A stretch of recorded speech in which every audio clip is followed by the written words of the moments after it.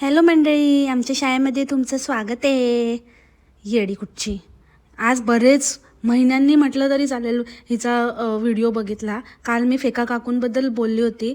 म्हणजे जस्ट मला अशा कॉमेंट्स यायच्या की फेका काकूंना असं लोक विचारतायत, फेका काकूंना असं विचारतायत. त्या बेसिसवर मी बोलली होती. मी त्यांचा व्हिडिओ नव्हता बघितला. तर 1-2 दिवस अशा कॉमेंट होत्या त्या की काकू आजारी आहेत, काकू आजारी आहेत.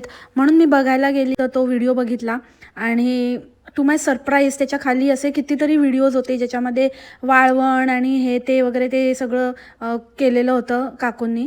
सो ते बघून मला असं वाटलं की ठीक आहे, मण्यारचं टेन्शन किंवा मण्यारबद्दल ते तर सततच आहे, ते आत्ताचं नाही आहे, ते पहिल्यापासूनच ते चलतं आहे आणि ते आता जवळजवळ आता किती 6-7 महिने झाले असतील ऑर मोर दॅन दॅट ह्या सगळ्या गोष्टी चालू आहेत. लास्ट व्हिजिटनंतर हे चालूच आहे. म्हणजे आता किती 1 वर्षाहून जास्त होऊन गेलं आणि आत्ता काकू आजारी पडल्या आहेत. त्या आजारपणाचं कारण मला मण्यार एक जर आपण समजूया की एक 5% असेल तर 95% कारण ही मिशा आहे, ही मिश्री आहे, ही मिष्ठा आहे, ही विष्ठा आहे. आईची काळजी घेण्याच्या चक्करमध्ये जास्त शाणी बनते. एवढी वाळवणं कशाला, ते काकूंना पण समजायला पाहिजे मुळात की एवढं कशाला आपण लोड घ्यायचा. तुम्हाला मी एक पर्सनल गोष्ट सांगते, म्हणजे एक पर्सनल एक्सपिरियन्स सांगते.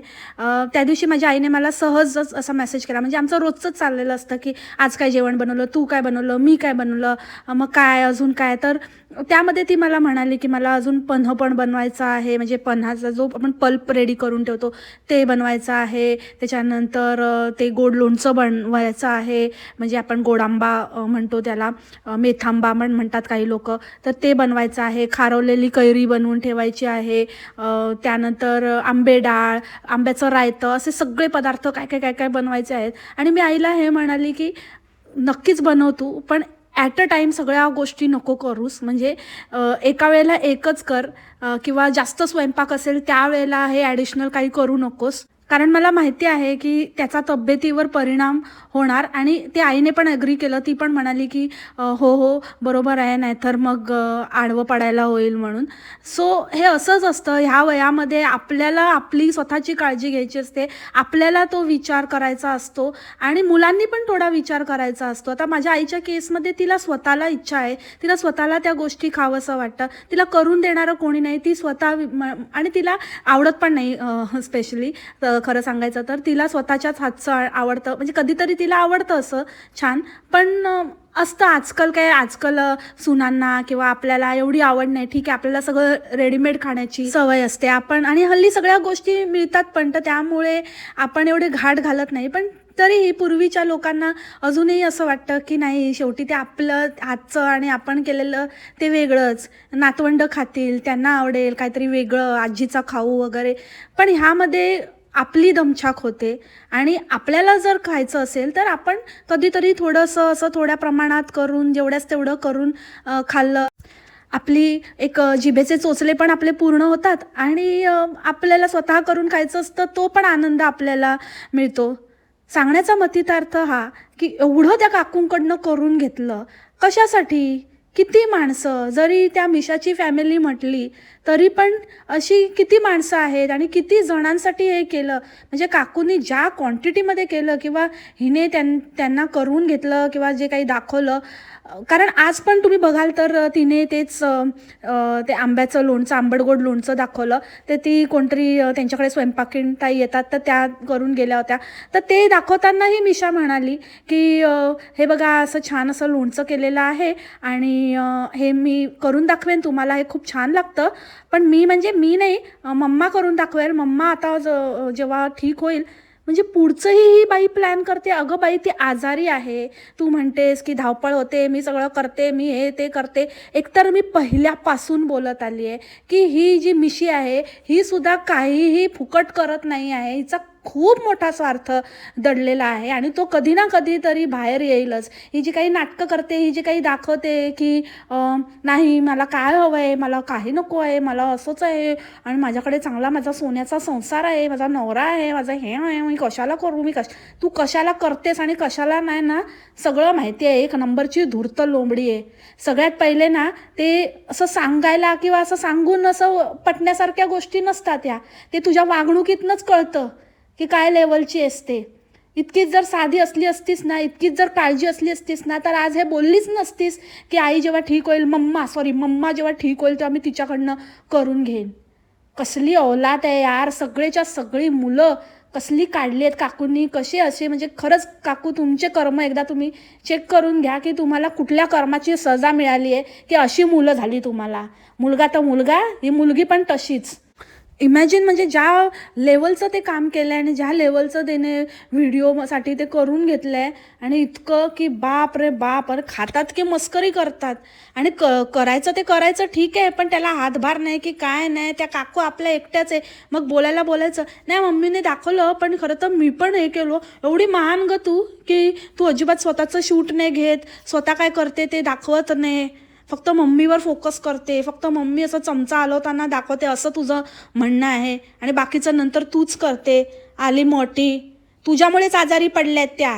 जरा माणसात राहा, त्यांचं ते बघतील. तुझ्यासाठीच भांडणं झाली, तुझ्यावरनंच भांडणं झाली. ही सगळी जी भांडणाची मेन मुखी आहेस ना, ती एक बोंबल आहे आणि एक तू आहेस दुसऱ्या बाजूची.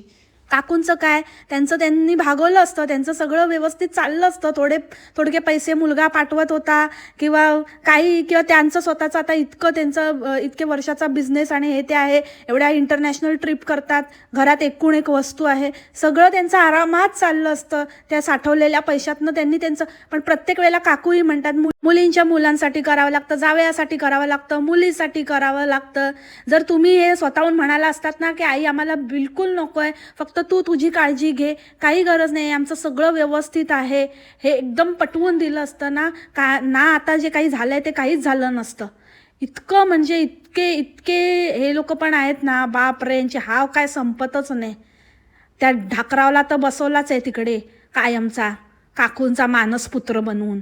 जन्म हिने दिला पण सांभाळला आयुष्यभर काकूने. आणि जेवढं होईस तेवढं मामाच्या बेडरूम बरोबर मामाचे थोडे पैसे पण खाल्लेच आहेत ढाकरावने. काय माणसं आहेत. यांचं स्वतःचं बघा आधी, स्वतःचं ठेवायचं झाकून आणि दुसऱ्यांचं मोठं उघडून दाखवत आहेत.